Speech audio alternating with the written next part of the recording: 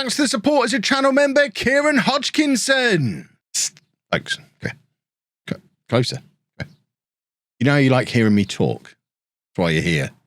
I talk loads on a podcast that I've done with Mr. Diz. I've put a link down in the description below. It is out now. Go and have a listen. I talk for ages. You'll love it. Hello, welcome to part 11 of the Tour de France. I'm Kevin. Coming up on today's episode, we have our first two games in Tier 4 as we get to find out just how good the transfer window that we did last week is. If you missed the transfer window, you should go back and watch it before you go any further. But as a summary, we had to sell Yad Lokero-Fo. He went to Guingamp for £81,000. Well, he's been given the number 10 shirt and has already played 5 games in the second tier. They start their season early. We've not even played yet. He's averaging a 7.43 for them. So, although he's not scoring goals for fun, he's settled into tier 2 quite nicely. We sold a few of the other established first teamers as well, and then brought in a bunch of players to fill out the squad, to complement all of the young players that we've got. The ones we're particularly keeping an eye on, of course, are the new strikers, Gabriel Tutu, Theo Her, and they were the two strikers, weren't they? Oh, Ella is the other one who's great. We spent money on our new winger. All that being said, this is the team that we are putting out there for the start of the new season. We've actually got a lad on loan from Monaco as well, so Ella is actually going to be starting the season on the bench while we work out how best to arrange our new players. Quite the new look team. A good few debuts. What's that? 1, 2, 3, 4, 5, 6 debuts. How's the dynamics looking? Not too bad. The media think we're going to win the league this year. The board are just looking for us to finish in the top half. The team we're playing today, Semprive Senhera. Isn't this who we played last year? Did we play these last year? Have they got promoted with us? No, I wonder if we played their reserves last year. Their second, yes, there you go. We played their second team last year. We're now facing their first team, but we're expecting to win the league. They are expected to be mid-table. Neither of us have got anyone in the Dream 11, so let's have a look to see how we get on, I guess. So the team in full, we've got Goda in goal, a back four of Tannard, new boy Tannard. This is Nathan Tannard. He's going to be alongside Buhanga, who's back on loan for another year, and new boy Johan Barrett at the back. And then Amimi, who we know all about. He's been here a good few years now. He's going to be playing right back for us today. Our youngster, 17-year-old Kingsley Gotan, is going to be on the left-hand side of the midfield with Perron, and another of our new boys, Jules Godin. In central midfield, Gotan and Godin in one midfield isn't going to get confusing. Well, to be fair, we used to have a Dennis and a big fat Dennis, and that never got confusing. Babai is going to be on the right-hand side of the midfield, and then new boys, Her and Tutu. There you go. I say, does that happen every time I say Tutu? No, apparently not. But I've double tested the 2-2 thing several times. Definitely doesn't make horns honk every time, so we'll just get on with the football match, I guess. Right, let's squad number for Hugo Huriez, who was the biggest flop signing of the summer, but because of the injury to Big Fat Dennis at the start of this season, is going to take his spot on the bench for now. Don't expect to see. Where's he going? The opposition goalkeeper just got lost on the way. I don't usually watch that animation very often. Do they normally go off wandering like that? Right, cool. I was going to say, oh, this is a big ground. This is our ground. It feels different. Do we normally have the corners filled in like this? It feels massive today. I don't think we've had any work done over the summer. It feels like we're playing in a palace. It's a very empty palace, but still looks nice and big. Right, first look at Tannard at left back. Lots to look at in today's episode as we get used to some new players. There's a lovely cross from Gotan, and Her with a couple of attempts at heading towards goal, and ends up back with Gotan, and it's now Tannard bursting into the area but couldn't get the cross in, and the highlight ends. We are still playing with our kind of hybrid Route 1 wing play, kind of a little bit of both but not really either system. It's basically that's lovely work from Tutu. I think he's won a penalty, and it's going to be Jules Godin, the central midfielder, the new boy, who is going to step up to take the penalty to put us 1-0 up in our first game back in Tier 4. And he scores. Lovely, lovely stuff. As far as the tactic goes, I guess the closest thing you'd find in the presets is the route one, but we're not playing with a big striker. We're not lumping the ball up towards a big striker. We're basically getting the ball forward in a direct manner as quickly as possible out to the wings and then whipping crosses into the two strikers up front. And it seems to be working pretty well so far today. Godin with the cross to Perron. Buhanga now 2-2. And he's got his first goal for the club. And the referee had a little bit of a look at it, but the goal has been given. It's a debut goal. I love having good strikers. Strikers are fun. We lost Lokorofo this season. Buzrara is still at the club, but we'll be seeing some of Buzrara. Don't worry, we want to see the new boys today. We have got we are blessed with a number of very, very good strikers in swinging corner. Can't beat the first man, and now it is the chance to break away for our opponents. And this is where we have to be a little bit wary, because I don't think we're going to steamroll past teams as much this season as we have done previously. And certainly defensively, we are not as strong as we are going forward. Looking at the squad depth screen, there's a perfect example of it. Looking at the squad depth screen, all our 4-star players play up front. Once you get a little bit further back, we've got a lot of 2.5, 3-star players. And I suspect there's going to be some basketball scores this season as we charge forward, score a lot of goals, but leave ourselves very open at the back. We just have to kind of monitor it as the season goes on. And as long as we're scoring more than the opposition, I'm not that worried if we're also conceding a lot of goals. It feels like something we can fix at a later date as long as we're winning football matches. But at 2-1 up in this game, got to be pretty pleased so far. It's Amimi with the throw. Babai, first look at him. And now Amimi back to Godin, who of course has already scored. And it's all the way back to Barrett, who was briefly in the Media Dream 11, but he's now not. So I guess they've either realised he's not very good or someone else has signed someone even better than him. And Tio Her has a debut goal as well. Our front two is Her 2-2. There's got to be something we can make with that. We've got Bye-Bye on the wing as well. Bye-Bye Her 2-2. This feels like a very strange French film all of a sudden. We might need to shuffle these players around a little bit. 3-1 though. Lovely old stuff. And we've got a corner. It's Godin to take. Corner comes in. Tanard tries to get there. Falls to Perron, who's got an absolute age to pick his spot. He's ended up hitting it first time. He didn't have to. There was nobody anywhere near him. And Perron, despite being 31 years old, we did give him a new contract in the summer. Apparently, we're an old person's home now. And that is a lovely goal from him. I mean, really, he's just hit it straight down the middle. It's terrible defending from our esteemed opponents. I don't really know why they didn't have anybody on the edge of the area stopping that from happening, because he just got, I mean, he could have taken an age. He didn't have to because the ball took so long to get to him, but very, very strange defending. And now 2-2 is there again. The goalkeeper's trying to make the save, and that's a lovely goal on the turn from 2-2. He looks the part, doesn't he? That was lovely stuff. 5-1 now before half-time. I tell you what, we like the first day of the season. It's gone well every season so far, and it looks like our new boys are fitting right in, which is lovely. I'm not quite sure who our big rivals are going to be this year. There's obviously some big-name B teams in this league, so there's the potential for some very high-quality players to be knocking around. The likes of Rennes, Cannes, Brest. These are big French clubs, but we'll obviously see as the league starts to take shape who are going to be the ones that we really need to keep an eye on. And as we've done the last couple of seasons, if it looks like it's going to all be very easy again this year, we'll just skip through it.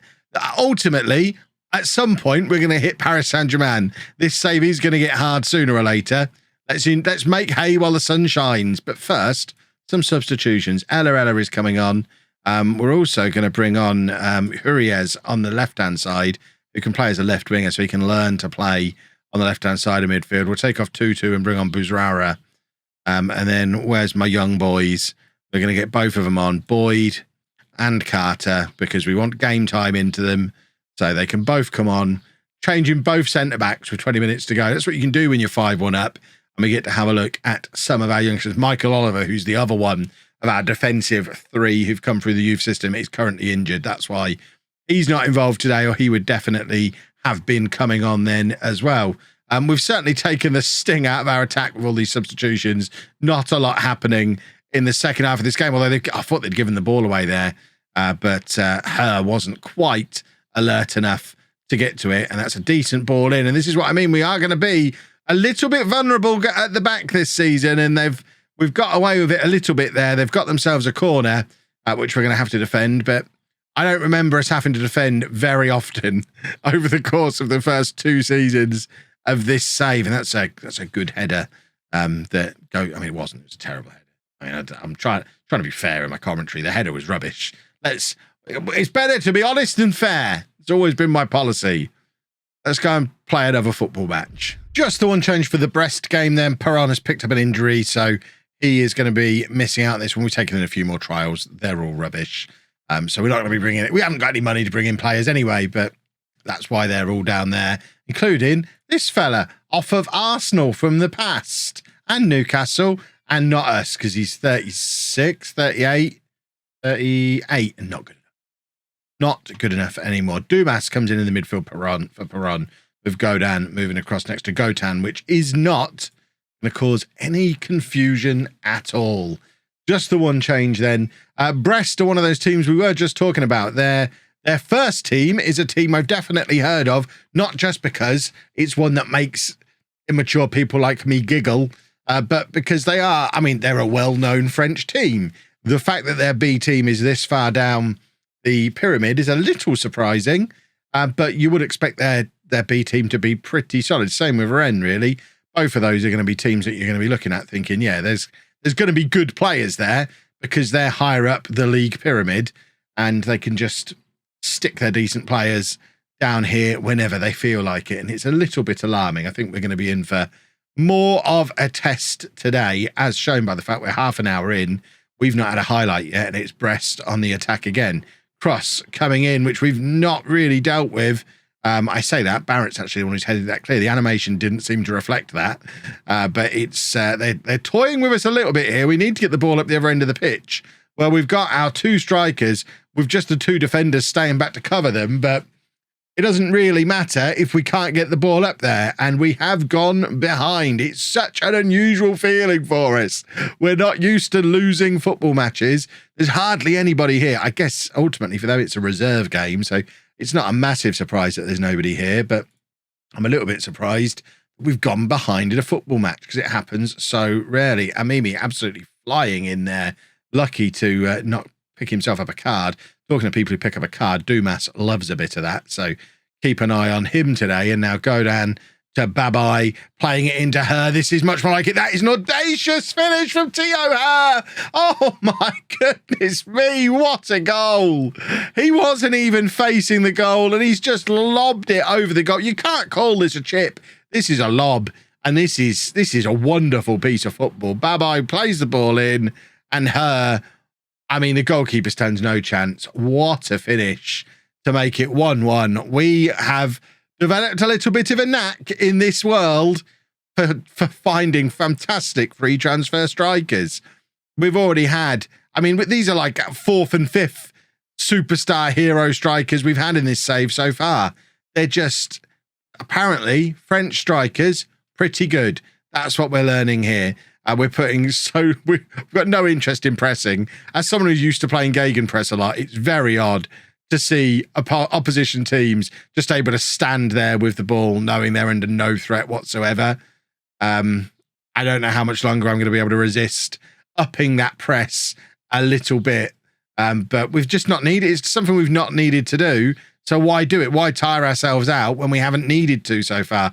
We've still been good enough to beat teams without really trying to win the ball back. But against a better side, they're getting a lot of time on the ball, being able to pick their passes, and we are struggling to get a kick still. It took a moment of brilliance to drag us back into the game. Godin now, though, has time in midfield to rush forward. This is what I mean about that fast, direct ball forward, get it out wide, get the cross in, let the strikers do the rest. And unfortunately, on this occasion, Tutu not able to keep his header down. I really hope you heard the honking before.